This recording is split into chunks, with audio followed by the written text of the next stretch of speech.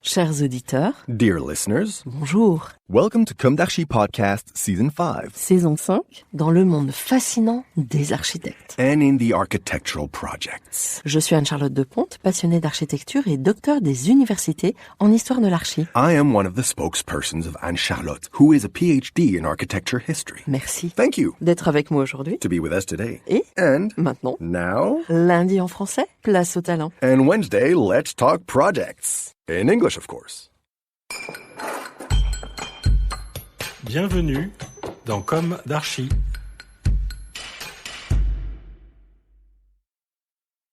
Hello, dear listeners.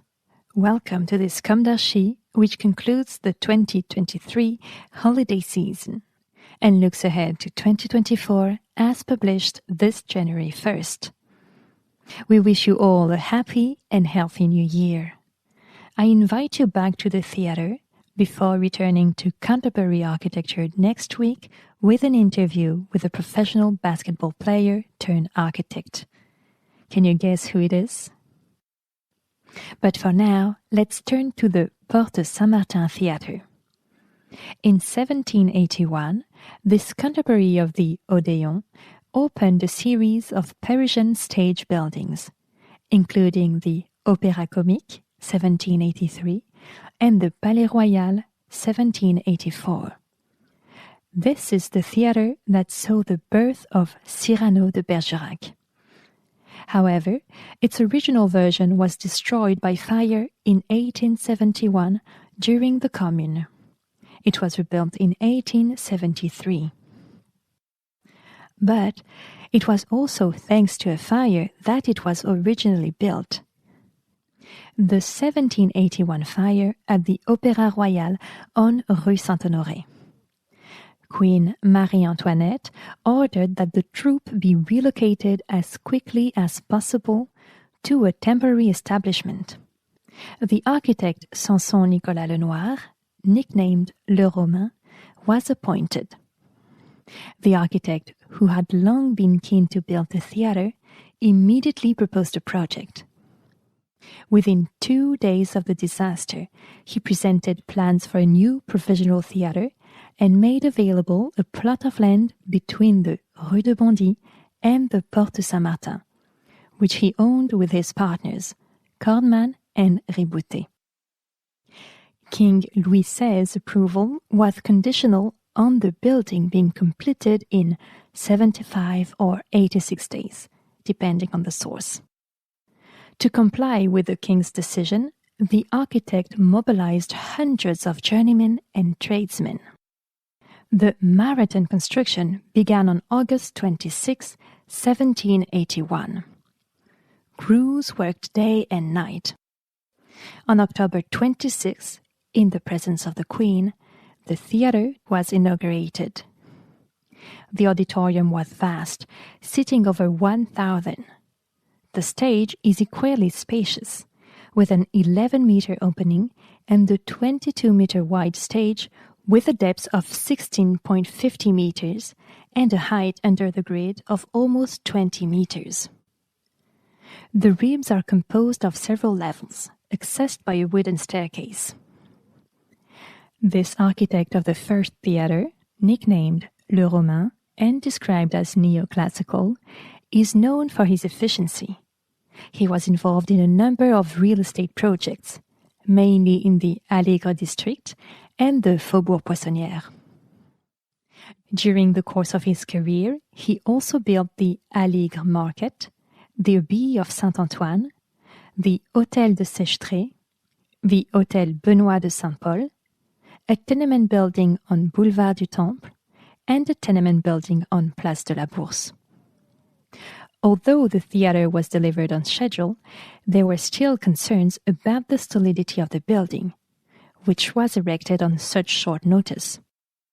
During the free inaugural performance on October 25, 1781, in honor of the birth of the Dauphin, it would have welcomed around 6,000 people, for a size more than 3 times smaller. Today's safety standards were a long way off by then. As a gigantic line stretches out in front of the theatre, the steps of the grand staircase are still being laid. The workers are apparently exhausted. To motivate them, a louis d'or, gold coin, is placed on each step. On this occasion, a lyrical tragedy, Adèle de Ponthieu, by Jean-Paul-André Razin, with music by Niccolo Piccini, is performed. Dancer Auguste Vestry performs on stage in the presence of Queen Marie-Antoinette herself, but on October 26, the solidity of the work having been tested in a real situation the day before. Cynical. And the strength of the provisional whole was confirmed. Le Romain had made a solid provisional. On July 12, 1789, the hall was invaded by revolutionaries. Under the Terror, on June 8, 1794, the ballet for the Feast of the Supreme Being was performed there. The troupe then left for the Rue de Richelieu, and the theatre did not reopen until 1802. It was then that the theatre took its name and opened up to romantic drama, becoming a stronghold in the 1830s, with the works of Alexandre Dumas in particular.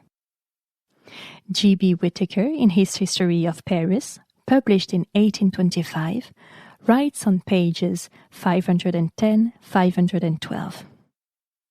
The principal front is 96 feet in length by 54 in height, exclusive of the attic, which is 12 feet high. The basement is decorated with 8 caryatids placed as pilasters on the sides of the 3 doors. 8 coupled ionic columns rest upon the basement and support a cornice surmounted by a bas-relief by Bouquet, representing the triumph of the arts. Between the columns were formerly the busts of Quinault, Rameau, Lully, and Gluck. Over 3 windows, corresponding with the doors, are bas-reliefs. The whole of this decoration is enclosed in a slight rectangular recess, and the projecting mass of the building is surmounted by an entablature with fluted consoles. The original decoration of the interior of the house was of military character. The columns, which supported the boxes, represented bundles of pikes surmounted by gilt helmets with feathers, and the upper boxes displayed eagles grasping standards and roosters from whose wings military sashes were suspended. The whole of this embellishment was in relief and richly gilt. Although built almost entirely of wood and plaster, this theatre presents an agreeable appearance, but it has several defects. It has no portico, but in its stead a miserable awning has been erected, which hides the caryatids and beneath which carriages cannot enter. It has no vestibule. The salon is very small. The manager's rooms and dressing rooms are in an adjoining house. It has only one entrance, which, opening upon the boulevard near a steep decline, renders the meeting of carriages extremely dangerous. On the other hand, it contains ample space below the stage for the apparatus essential to melodramas, and is well furnished with decorations and machinery. End of quote. In this text, we can see the shift from the classical to the Empire style and the problems of use that altered architectural and decorative expression. But on May 25, 1871, the theatre was burned down during the Paris Commune. And it's easy to see why. The cards were reshuffled once again. The theatre was rebuilt by architect Oscar de la Chardonnière. The facade was sculpted in a new style by Jacques-Hyacinthe Chevalier, a specialist in the field. Masks, heads, medallion portraits, and pediment figures symbolizing tragedy, drama, and comedy. The 4 Atlantean figures on the first floor lend a solemn note to the entrance to the theatre. The new theatre was inaugurated on September 28, 1873. New plays were staged. Cyrano de Bergerac, Les Deux Orphelines, Les Misérables, Théodora, Chanteclair. The great Sarah Bernard triumphed. The rebuilt facade, however, is of great simplicity. The first floor has 5 doors, 3 of which lead to the vestibule. Reopened on September 27, 1873, with a revival of Victor Hugo's Marie Tudor, the theatre underwent numerous exterior and interior modifications over the following years, as safety regulations dictated. As evidenced by a model by Henri Schmidt in the Musée d'Orsay, and I quote, "The first transformation was the addition of a marquee to the facade in 1887. The Theatrical Safety Commission was concerned about the risks to the public in the event of fire. It therefore ordered that terraces be added to facilitate access to the outside." A report by Charles Garnier, the architect of the Paris Opera, demonstrated the futility of this measure. The Porte Saint-Martin Theatre therefore decided to create a winter garden. The terrace was enclosed by a metal and glass veranda, crowned by a zinc dome adorned with large colored glass cabochons in a style mixed with Oriental influences. The veranda was completed in 1891 and disappeared in 1897. This exceptional model, so precise in every detail of ornamentation and ironwork, suggests that it may have been a model intended for presentation to the Theatre Commission. Although the Porte Saint-Martin Theatre is still in operation today, it underwent considerable interior and exterior alterations in 1930. The marquee and the spectacular veranda have disappeared, restoring the sobriety of the facade. End of quote. The 4 timeless atlantes that now greet spectators at the entrance seem to carry the second floor and the 4 central windows. Like all New York theaters, it has exterior staircases leading to the roof, from where the view over Montmartre is said to be magnificent. But this access is forbidden to the public, as it is deemed extremely dangerous. Inside and on the 4th floor, known as the Paradise, the wooden benches are said to be original. But where do they come from? Could it be the rebuilt theatre? The question remains open.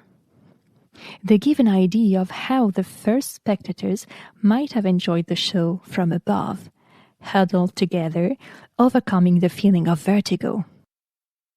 For certain shows that sell out, and because the staging doesn't require perfect visibility, the theatre continues to sell these tickets, like Fabrice Lucchini's show, for example. As for programming, the theatre has been able to open up its repertoire. It has hosted performances of La Cage aux Folles and is as committed to its eclectic repertoire as it is to its architecture, which has, of necessity, constantly evolved over time. Did you know that 2 Sardou have crossed the history of this theatre?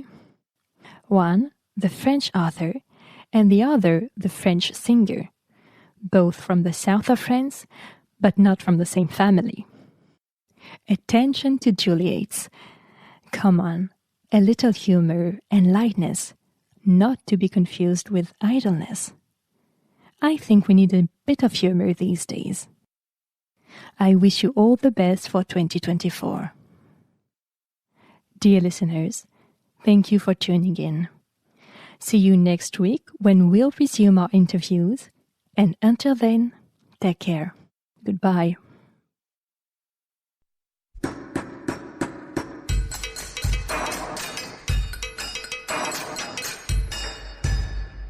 Thank you for listening. Thanks to Julien Rebours, sound engineer, who is collaborating with us today. Don't forget to tune in to our previews on Instagram at Comme d'Archi Podcast. If you enjoy this podcast, don't hesitate to promote it by giving it 5 stars and a little comment on Apple Podcast or on your favorite podcast platform. And above all, subscribe to listen to all of our episodes for free. See you soon, and until then, take care of yourself.